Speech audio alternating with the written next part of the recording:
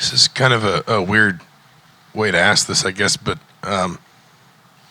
you've never really prepped for a postseason game, have you? Between the injury and the portal and everything, just what's different when you have a little more time? You maybe don't know who you're playing, but you have a little bit of downtime. We asked Coach Signetti about keeping the focus going, but just from a quarterback's perspective, when you do have a little bit more runway, a little more time to watch film, a little bit more time to digest things, what's different about prep, and is there almost kind of a balance of maybe not doing a little bit more but not sort of overloading yourself, I guess?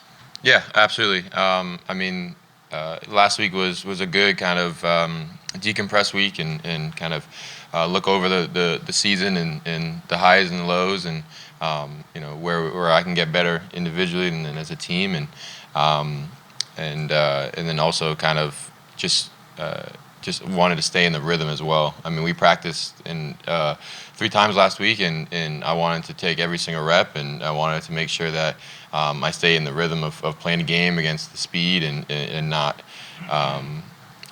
take any time off kind of that way, because I knew that practice went very long, and I'd still be able to get my rest time and everything like that. And so and then preparing for game postseason, I haven't prepared to play, but I definitely prepared for bowl games before. Just haven't had the opportunity to play in one, and so extra excitement going into this one. Mike, third row left, and then Matt. Can you maybe describe what this weekend was like? I mean, Ohio's playing in the MAC championship game yesterday. Yeah. Was it surreal to watch that? And then, you're waiting to hear where Indiana's going to be playing in the playoff. I don't know, what was that like from considering basically a year ago is when you kind of made your decision to enter portal, and today what happens? So just what was this weekend like for you? Yeah, it was an awesome weekend. Just so happy for everyone that was able to win. I know a lot of guys there. The quarterback, who won the MVP, is really, really good friend of mine, and so I'm just so happy for him and success that he's had this season. And then Ohio has been in. It was the 5th MAC championship they played in, and they haven't won since 1960 something. So being a guy that was in that program for 5 years, it's awesome to see that and see a lot of my past teammates excel and beat a rival like Miami of Ohio. And so it was awesome. I was back to being a kind of a fan and just watching my my friends and past teammates win, and congratulations to the coaches and all that. And then just kind of when the game ended, it was just kind of thinking about when our time's up and how exciting it is to play this late in the year, especially a part of the first ever 12-team playoff. So a lot of fun emotions yesterday. How did you watch the reveal this morning? I just watched it with my wife's parents. So. Yeah. Matt on your left, and then Joe. Kurtis, Coach has talked about Ohio State. The noise was an issue for you guys. So you guys tried to fix some things. For you as a quarterback, what did you learn as an offense? What did you learn that you guys could do better, improve on? Because obviously at Notre Dame, you're probably going to be facing the same kind of crowd noise that you guys, so won't impact you as much. Yeah, it was definitely a disappointing loss. I felt like we didn't play to our standards in that game, but it was also a really important game for us to a learning opportunity, just how to deal and how to win those big games.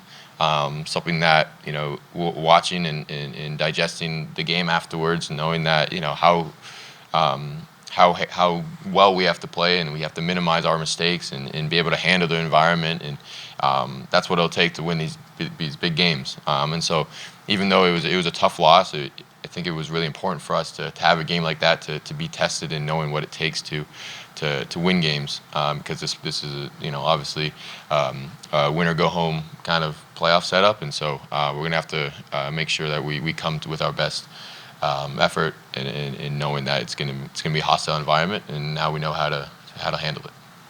Joe on your right, and then Dennis. Yeah, Kurtis, it seems like the majority of the season it's been chip on the shoulder, whether it was 17th picked in the preseason poll to all the national outside noise. How do you walk that fine line of maybe using it as extra motivation but not giving in to the rat poison? Yeah, it's like you said, it's just extra motivation. I think what's so great about our team and starts with Coach Signetti, is that we've had to prove, a lot of us have had to prove that we belong in wherever we are, and so it just fuels us in knowing that we're counted out and we're the underdog and we always will be, at least for this year, and so that we just go in and we can play freely, knowing that we're capable of competing with anybody, and so it just fuels the fire for sure. Go Dennis far left and then Griffin. Kurtis, everybody it seems has an opinion, something related to Notre Dame, knows someone who went there. What went through your mind when you saw Notre Dame pop up on the bracket? And just a place I haven't played before, so just kind of looking forward to the opportunity. Was excited to play whoever we were going to, but just know that it's going to be. Notre Dame's a historic place, and so that's kind of all I knew. I actually don't know anyone that went to Notre Dame, so maybe that'll be a first. But they're a historic team. They've had great teams in the past, and they're a good team this year. And so just knowing that, but also knowing that we're also a pretty good team as well. Griffin third row on your left, and then Kurt. Todd. Kurtis, for you guys, this team has talked on and on all year long about changing the culture of Indiana football, changing the way it feels, changing the winning attitude. Do you feel like punching that ticket to the playoff does that, or does this journey kind of start now? Yeah, I think it's a little bit of both. I mean, we've had that chip on our shoulder all year, and that regular season was something that we're very prideful of, and knowing that we were able to go out and achieve pretty much every goal that we set. But then kind of resetting after the regular season, after Purdue, and knowing that it's a new season starts, and we got to be on our A game. We got to take everything that we learned through the regular season and apply it to this game, because it's a one or done kind of thing. Go Todd and then Zach B. Kurtis, Coach Sinceri, of course, is moving on as soon as whenever you guys are done. What's he meant to you in your development as a quarterback, and how has he kind of handled the day-to-day with you over the course of the season?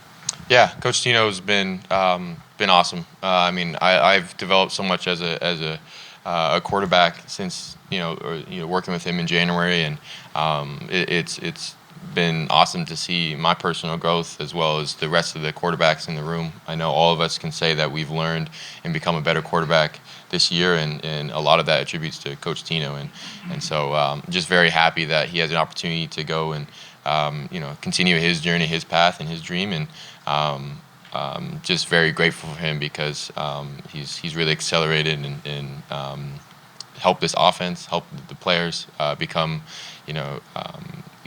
and create opportunities for their personal life, and I'm just happy to see that he's taking advantage of opportunities with him as well. Zach B on your right, and then Josh. You talked about the hostile road environment. I know against Ohio State you guys had to go to the silent count. How confident are you guys in going to that silent count if you guys have to in South Bend?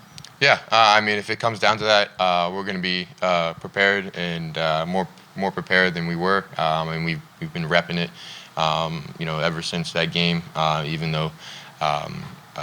We might not know if we have to use it or not. But it's going to be an afterthought for us if we have to go to it, just because we've repped it so many times. And it's going to be, I don't see it being an issue. Josh on your right, and we'll wrap up with Pete. Kurtis, Coach Signetti said that there's going to be some tweaks to the week schedule with the Friday game. Any tweaks for you as a quarterback with the shorter week? Yeah, I mean, honestly, it was just replace class time with more film watching. We don't have class this week, so and next week really. So just be worrying about watching more film, seeing what Notre Dame does, and be able to see some points where you're going to attack them, and just learn as much as I can about them. It's going to be a good game, and can't wait till I get here. Last one will be Pete, second row on your left. Yeah, Kurtis, this is sort of a follow-up to that. How many games back do you anticipate looking at in terms of Notre Dame game film the whole season, and what is it that you look for in particular? Yeah, I mean, it'll be good to watch every game that they have. You could watch games for tendencies. You pick that up in any game. You can watch for personnel, and so personnel you usually watch the last couple of games to see who's going to be playing. But in terms of overall scheme, with all the extra time, it'd be good to watch as many games as possible, and that's going to be my goal. Great. Thanks, everybody. Thanks, Kurtis. Thank you.